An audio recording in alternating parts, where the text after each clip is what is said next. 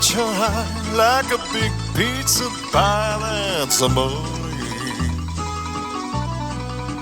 When the world seems to shine like you've had too much wine, that's amore. Bells will ring, ting-a-ling-a-ling, ting-a-ling-a-ling, and you'll sing Vita Bella. Hearts will play tippy-tippy-tay, tippy-tippy-tay, like a gay tarantella. When the stars make you true, just like pasta fazool, that's amore. When you dance down the street with a cloud at your feet, you're in love. When you walk in a dream, but you know you're not dreaming, signore. Excuse me, but you see back in old Napoli, that's amore. When the moon hits your eye like a big pizza pie, that's amore. When the world seems to shine like you've had too much wine, that's amore. Bells will ring, ting-a-ling-a-ling, ting-a-ling-a-ling, and you'll sing Vita Bella. Hearts will play tippy-tippy-tay, tippy-tippy-tay, like a gay tarantella. When the stars make you drool, just like pasta fazool, that's amore. When you dance down the street with a cloud at your feet, you're in love.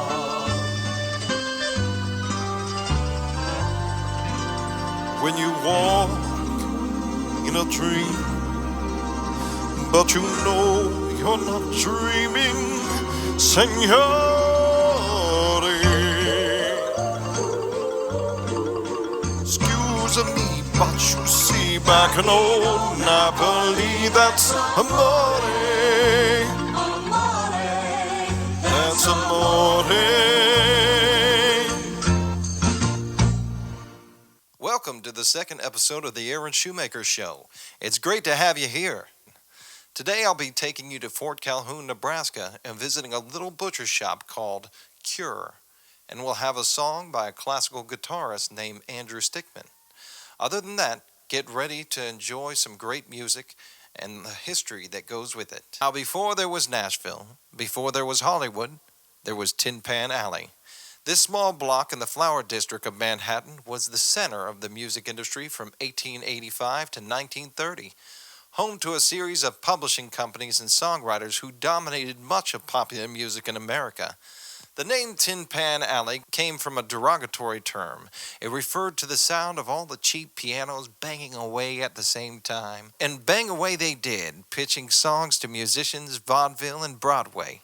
It was a group of hustlers and salesmen that comprised most of the business. The key for these companies was to always produce songs that amateur singers or small-town bands could play. Some of America's most famous composers and songwriters got their start at Tin Pan Alley. George Gershwin used to find work as a song plugger, playing music in the catalog for potential buyers. One of the most prolific songwriters come out of Tin Pan Alley was Gus Kahn. Gus Kahn started his career writing for Vaudeville, which was an early form of the variety show, and it featured live singers, dancers, musicians, strongmen, magic acts, and more, all contained on the same billing. In future episodes, we'll take a look at the curious history of vaudeville. Gus later went on to write for Broadway. Along with Isham Jones, he would contribute to such scores as Holka Polka in 1925, Kitty's Kisses in 1926, Whoopee in 1928, and more. This next song I'm going to do for you was written by the pair in 1924, which it makes it just shy of 100 years old. You know the song as It Had to Be You.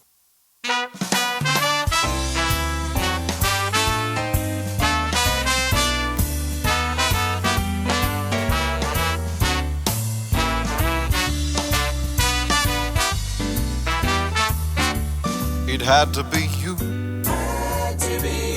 It had to be you. I wandered around and finally found somebody who couldn't make me be true and make me be blue. Make me be glad just to be sad, thinking of you. Some others I've seen might never be me, might never be cross or try to be boss, but they wouldn't do. For nobody else gave me a thrill. With all your faults, I love you still. It had to be you, wonderful you. It had to be you.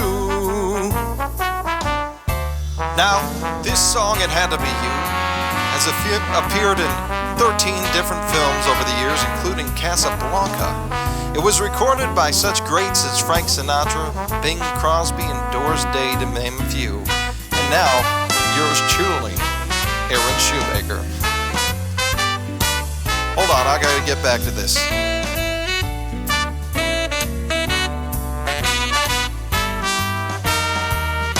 It had to be you. It had to be you. I wandered around and finally found somebody who couldn't make me be true and make me wear blue. Be blue. Make me be glad just to be sad, thinking of you. Some others I've seen might never be me, might never be cross or try to be boss, but they wouldn't do. What fun is that? For nobody else gave me a thrill. With all your faults, I love you still. It had to be you, wonderful you. It had to be you.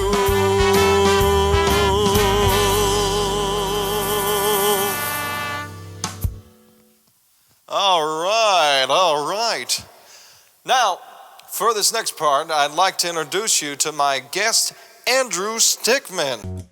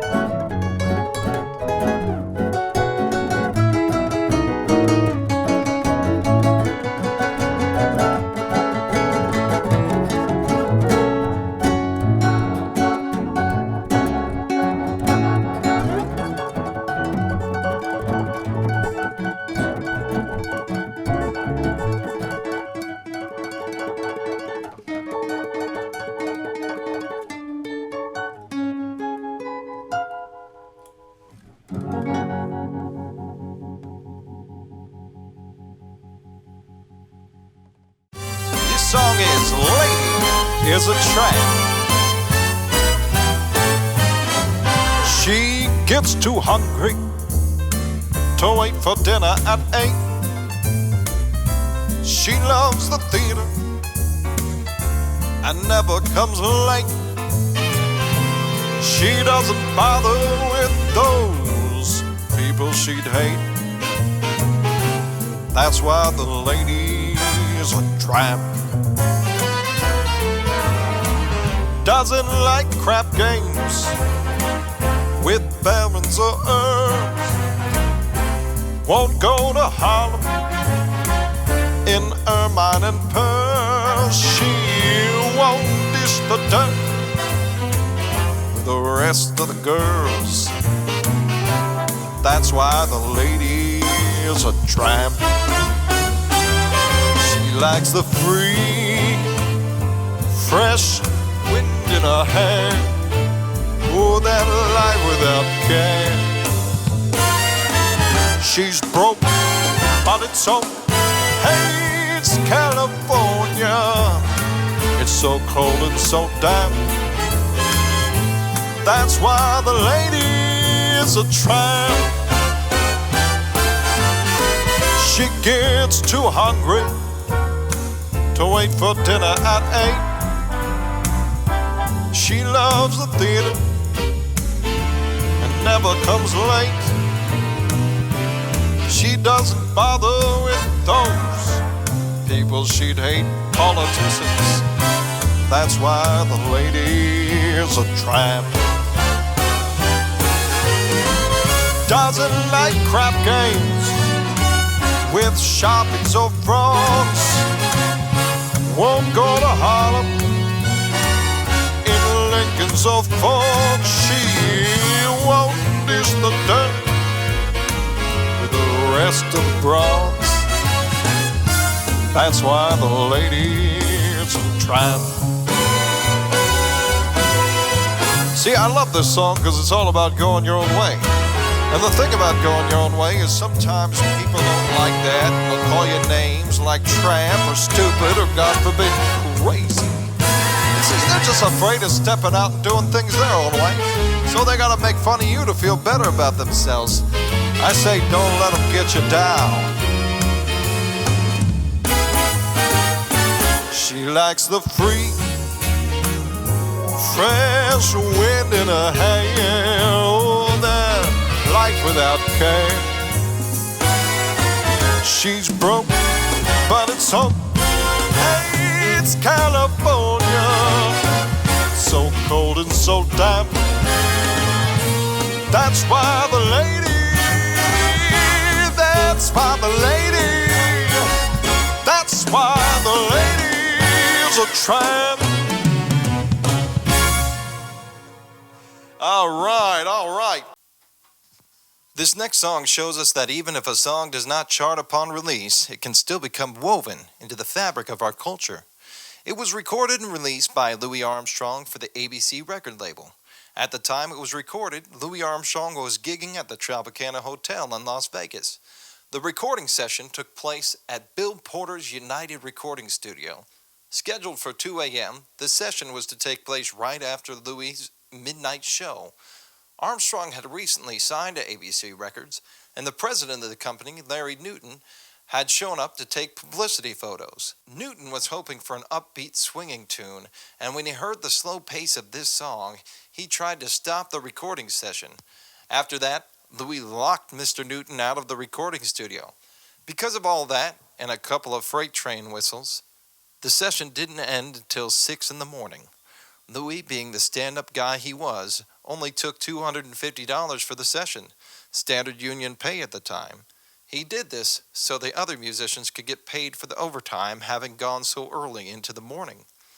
Being locked out of the studio didn't sit well with Larry Newton, ABC's records president. As such, he refused to promote the song in the U.S. It sold less than 1,000 copies. But across the pond in the UK, it reached number 1 on the charts and has become such a standard today that you'd never know its initial release didn't even make a splash.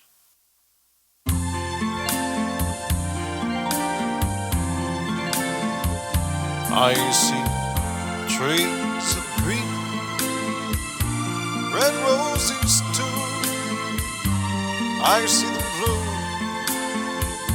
for me and you, and I think to myself, what a wonderful world. I see skies of blue, clouds of white, bright sacred days and those dark starry nights. And I think to myself, what a wonderful world.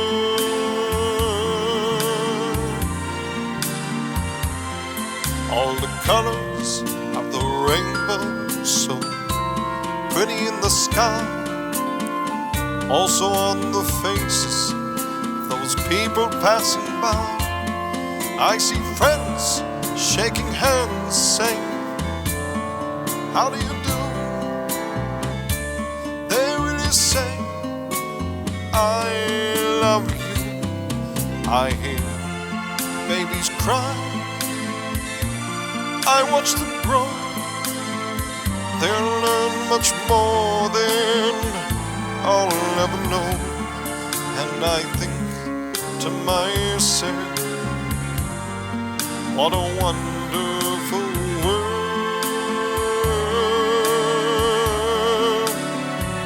And I think to myself, what a wonderful world.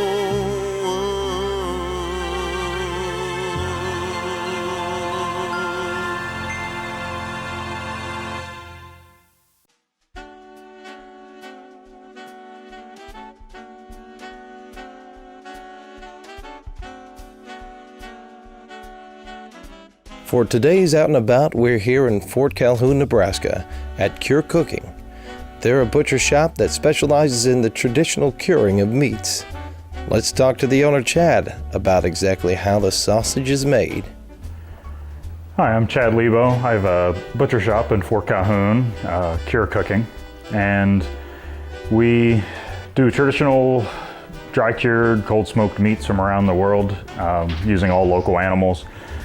And what makes us a little different than regular butcher shops is that we do things that other shops used to do 100 years ago or 200 years ago, or things that butcher shops do in Europe.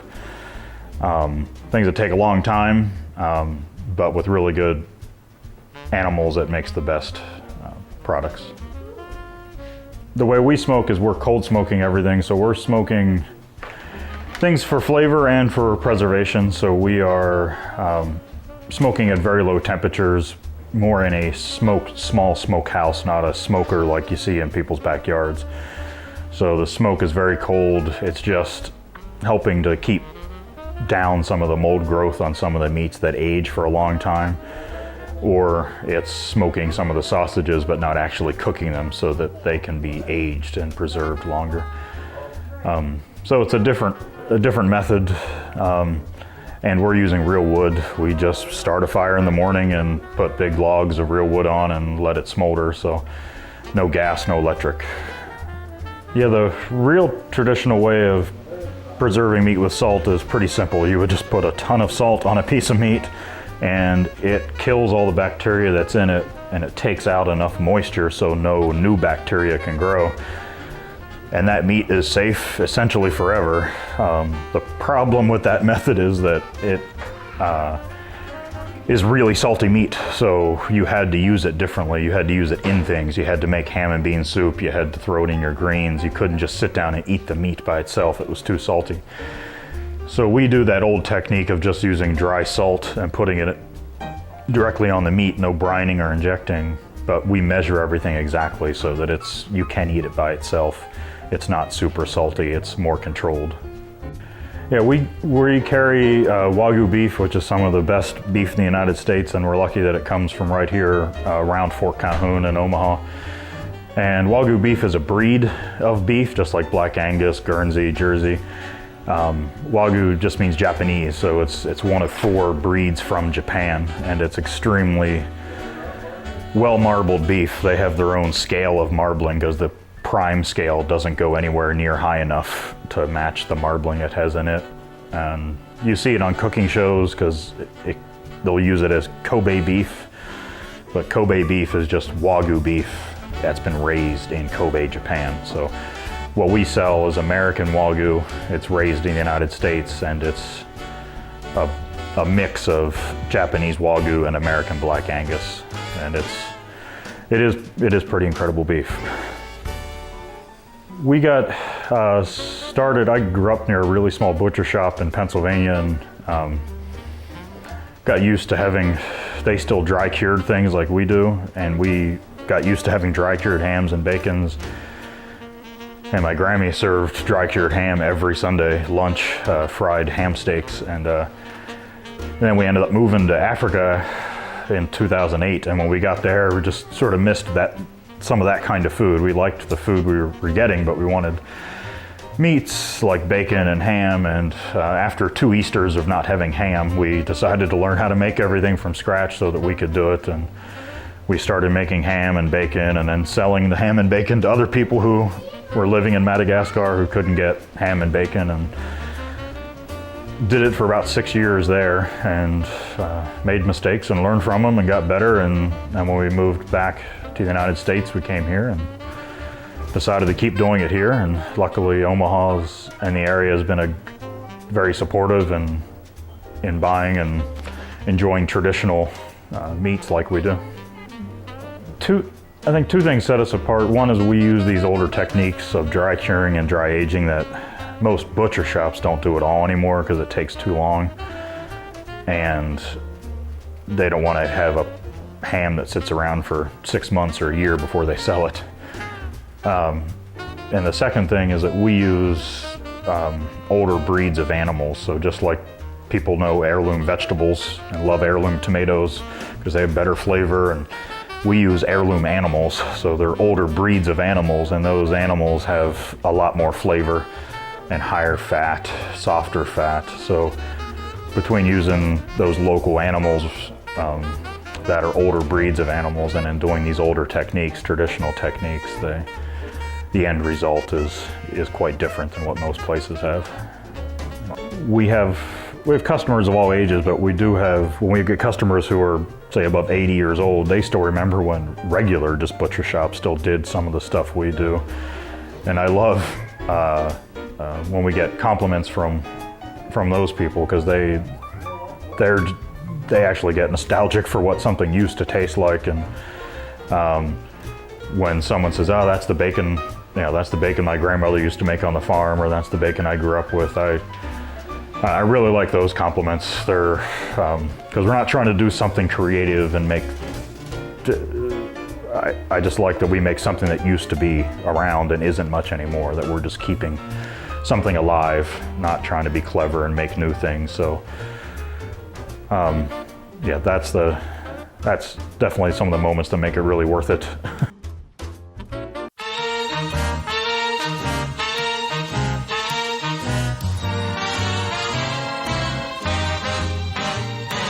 You say either, I say either. You say neither, while I say neither. Either, either, neither, neither. Let's call the whole thing on. You say potato, while I say potato. You say tomato, while I say tomato. Potato, potato, tomato, tomato. Let's call the whole thing on. Oh, if we call the whole thing on, then we must part. And no, if we ever part, then that might break my heart. So if you say pajamas and I say pajamas, I'll wear pajamas and give up pajamas, for we know we need each other, so we better call the calling off. Oh, let's call the whole thing on. Normally I'd be dancing right here. I need a foot can. You say laughter, I say laughter. You say after, well I say after. Laughter, laughter, after, after. Let's call the whole thing off. You say vanilla, while I say vanilla. You say sarsaparilla, while I say sarsaparilla. Vanilla, vanilla, chocolate, strawberry. Let's call the whole thing off. Oh, if we call the whole thing off, then we must part. And no, if we ever part, then that might break my heart. So if you go for oysters and I go for oysters, we'll keep the oysters and send back the oysters. For we know we need each other, so we better call the calling off. Well, let's call the whole thing off. I've always found it interesting that Frank Sinatra retired in the 60s and came back in the 70s to release some of his most memorable songs of his career. The next song was not originally sung by Sinatra. It was actually sung by Liza Minnelli in the Martin Scorsese film of the same name. It didn't gain popularity until Sinatra sang it during his performance at Radio City Music Hall in October 1978. Frank recorded the song for the album Trilogy, Past, Present, and Future in 1979, and in 1980 it peaked at number 32 on the charts, making it Frank's last top 40 hit of his career. Now, the song has become an iconic symbol for the hope of stardom in the big city. You know the song as New York, New York.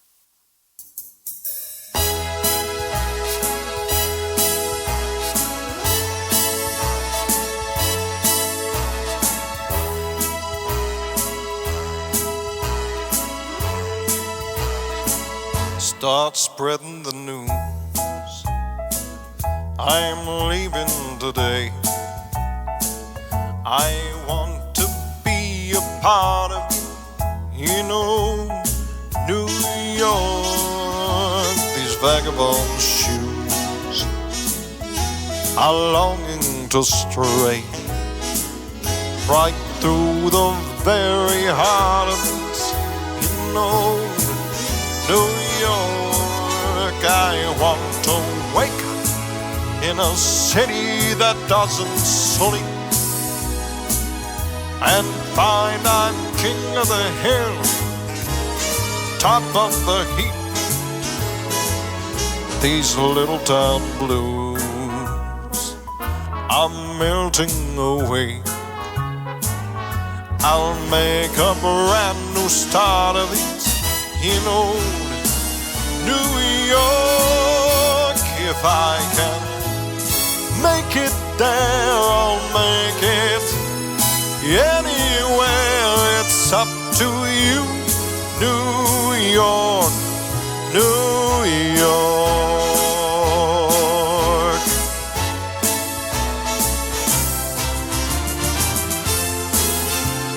New York, New York, I want to wake up in a city that doesn't sleep and find I made number one, top of the list, king of the hill, a number one.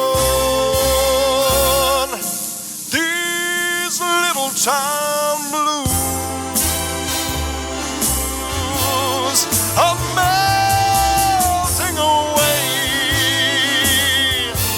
I'm gonna make a brand new start of it. You know, New York.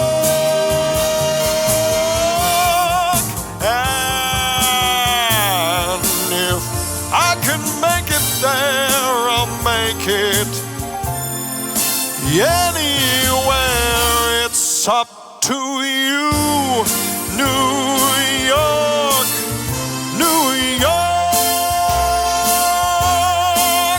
New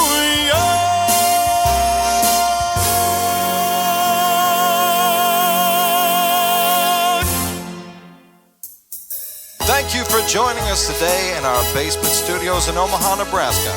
We look forward to having you back next week. I want to thank Andrew Stickman and Cure Cooking for being a part of the show. Be looking for Charlie May and myself to do some bingo this Thursday, and we may have our first movie review from Little Penny. From our family to yours, thank you so much. Stay safe, stay healthy, and remember, a shoemaker takes care of your souls.